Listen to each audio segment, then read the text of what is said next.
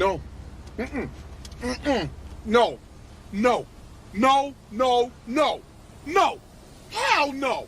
No. No. I refuse. No. No.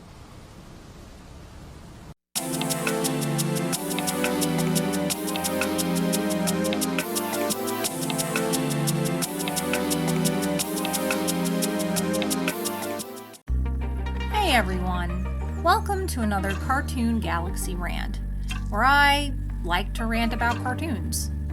And this video is a little different from the others I've made in the past, as it is going to mainly focus on Cartoon Network. Now, as you may all know, as of August 8th of this year, 2024, the Cartoon Network website has been officially shut down. May it rest in peace. This means when you go onto the URL of Cartoon Network, it just directs you to a page telling you to go to HBO Max to watch your favorite Cartoon Network shows. This has gotten a lot of folks, including myself, in a panic, as this feels like the end of Cartoon Network. Everything about the network was always reflected on its webpage, and with the webpage gone, who's to say what is to become of Cartoon Network? You may have also seen hashtags strewn about this year saying RIP Cartoon Network. Just another sign of panic from all of those who grew up with this amazing network only to see it deteriorating right before our very eyes. But no need to panic, as Cartoon Network, or CN as it is currently called, is still around.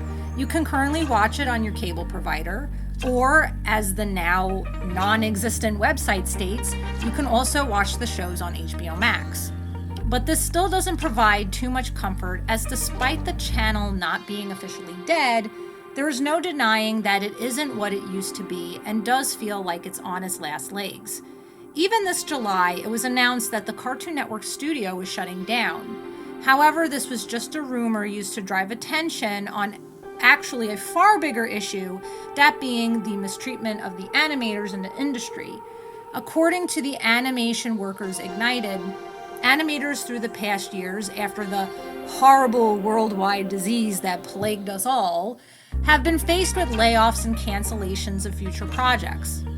And let's face it, you can't have cartoons without animators. Writers too, of course, but also you need animators. And the crazy thing about a lot of the canceled projects are some of them are already mostly completed before Warner Brothers Discovery, the current owner of Cartoon Network, decided to pull the plug on them. Imagine working on an animation, which, believe me, takes a lot of hours of time and effort, to be told that it will no longer be released. In fact, we saw this issue with some Warner Brothers films like Scoob Holiday Haunt back in August of 2022. It was canceled from release, although it was pretty much finished. Talk about a freaking disappointment that this movie will never see the light of day. Another movie was also axed by Warner Brothers Discovery, a Looney Tunes film called The Day the Earth Blew Up. But good news! Just recently, another studio, Ketchup Entertainment, acquired the rights to the film, and it will be released in theaters this year. But yeah, these are the main things I want to get into in this video. What is causing Cartoon Network and even Warner Brothers to decline in the way that it is? To really understand how far Cartoon Network has fallen, I think we need to first take a quick glimpse of what the network was back in its heyday. Cartoon Network had first aired in 1992 by Turner Broadcasting, as it had purchased a wide array of old cartoons, including Hanna-Barbera, and wanted to make a channel to air these cartoons. Thus, Cartoon Network was born. And in a few years, it also started airing its own original content, including What a Cartoon, which allowed animators to display their work to young audiences. Can you imagine a time when animators were appreciated enough to share their independent shorts on a network? And it brought birth to some of the famous creators animators we know today, one of which is Seth MacFarlane, the creator of Family Guy, and he also actually worked behind the scenes of the show Johnny Bravo, which was another show on Cartoon Network. Eventually, Turner Broadcasting would merge with Time Warner, owning everything including Warner Brothers. But this would not put an end to the countless and timeless shows that would be released through the years. It wasn't until, I'd say, 2018, when Adventure Time was ending, that the network, at least in my opinion, from watching Cartoon Network so often, but it seemed like at that time is when things started to slow down. Though it could have been earlier than that, but it feels like that was the peak year. Cartoon Network only aired the same shows and their lineup after that, with very little variety. Literally just Teen Titans Go, if I remember correctly, and The Amazing World of Gumball. That was all that played, with maybe a few little things in between. The only portion of Cartoon Network that still remained strong was Adult Swim. Even Boomerang, another channel where a lot of the old cartoons moved to as the new ones took over Cartoon Network, they even started losing their thunder. And there is a reason why 2018 seemed to be the year things slowed down, because this was the time that AT&T had purchased Time Warner, owning Warner Brothers, Cartoon Network, and all. And it was with this new ownership that everything was going to profoundly suck henceforth. Now, mind you, AT&T was also in debt after countless years and still was despite purchasing Time Warner. Wise decision on their part? Yeah, I'd say not. Under AT&T rule, Time Warner was then renamed Warner Media. Warner Brothers was now officially owned by Warner Media. And under Warner Media, we got HBO Max, which I guess is pretty good, but that's not saying much. Now, as for the folks in charge of Warner Media, there would be a separate CEO for Warner Brothers, and this CEO would work directly under the AT&T Warner Media CEO. Now, the guy running AT&T during this time period was Randall L. Stevenson, who led the company since 2007. John Stankey became CEO of Warner Media in 2018 and stepped back to become CEO of AT&T in 2020. It's in that same year that Jason Kilmar became the official CEO of Warner Media. Within the same year, the DEI program named Access was established. Now, I could go into how this DEI, diversity, equity, inclusion thing opens up another treasure trove of issues that Warner Brothers has faced recently, but for the sake of not having this video taken down, I will leave this bit of info for you guys so you could take it as you wish. But now, let's return to the animator layoffs and project cancellations. Why did all this occur? Well, I did quite a bit of research in all of this, and boy, did it tumble me down one hell of a rabbit hole. It is just such a crazy mess. But everything I've looked into seems to point these particular problems to the merger between Warner Brothers and Discovery back in 2022.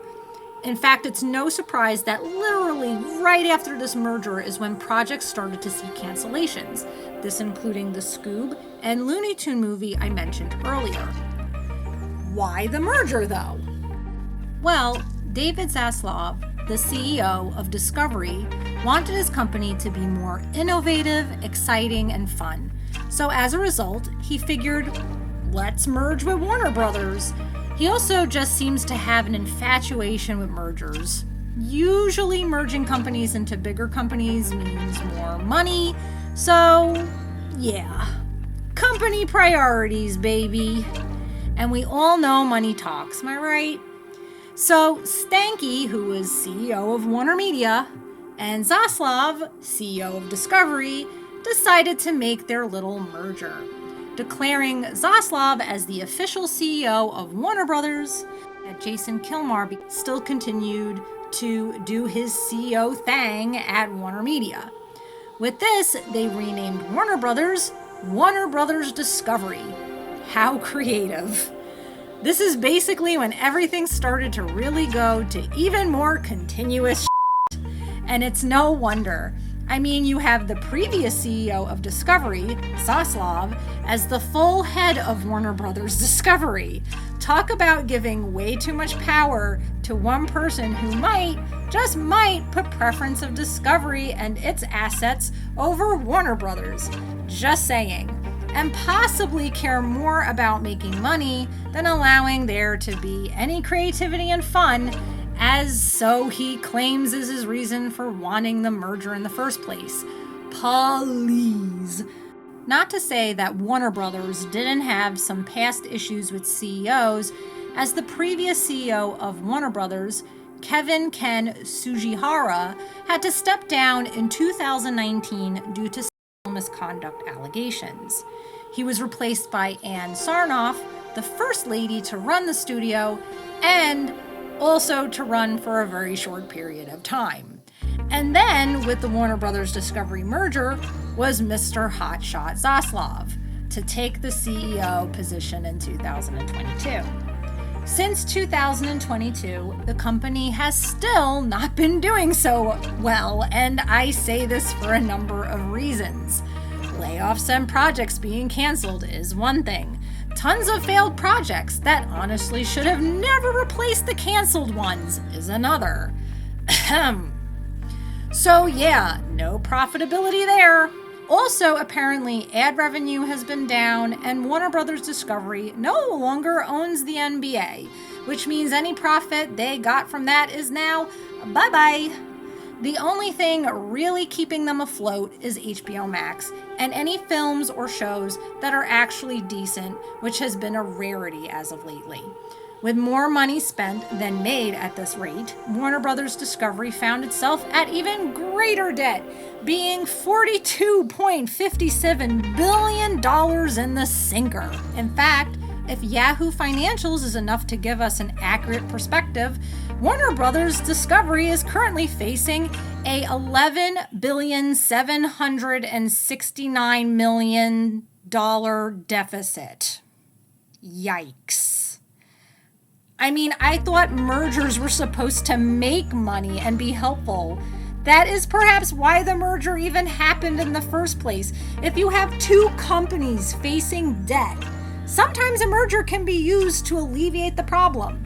But sometimes, as it seems here, it tends to only be a temporary fix that backfired hard in the coming years. How did these clowns mess up this much? I mean, thinking about it, maybe crapping out garbage and not putting any money towards what consumers really want?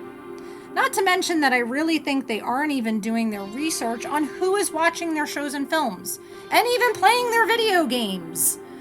And they're definitely not making the effort to create products that fit their audience. We have adults who like nostalgic media that isn't tampered with new narratives that no one asked for.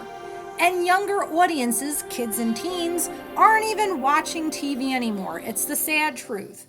Most kids are on YouTube, TikTok, or searching for the ever-popular anime shows, which, by the way, you can literally find for free online. Why Warner Brothers Discovery doesn't take the effort to expand in those areas to appeal to younger audiences is just so astoundingly stupid to me. One of the only solutions Zaslav has mentioned is just working on getting more subscribers for HBO Max. And I guess maybe, hopefully, getting some good films out there, like that's been any success as of lately. And you can imagine all these failings have negatively impacted the investors. It so happens that the value of Warner Brothers Discovery stock has plunged and has been declining for some time. As a result, no one wants to even risk buying stock from this company, I'm sure. I mean, why would you when the leadership is plain atrocious? It is therefore no wonder that the Cartoon Network website had closed as a result of these failings. Hell, this could also be the cause for a lot of the layoffs that we've been hearing about. These failings could even result in yet another company takeover, as is rumored. I mean, I've seen it here and there online. Comcast Comcast is one of the companies actually that is setting its eyes on the prize. However, Comcast is also in debt, and a merger takeover with now 3 companies in debt? Probably not a good idea. So hopefully this never ever happens. And with this, it leads to this one last question. With all this insanity going on, could there be a future where Cartoon Network actually does end? To that I say, I don't think that will happen anytime soon. Not that it's impossible.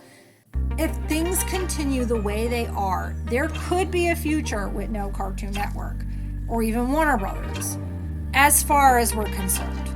Or depending on what company decides to come in and merge or take over, we could be looking at Cartoon Network and Warner Brothers in a far worse state than we're seeing it now.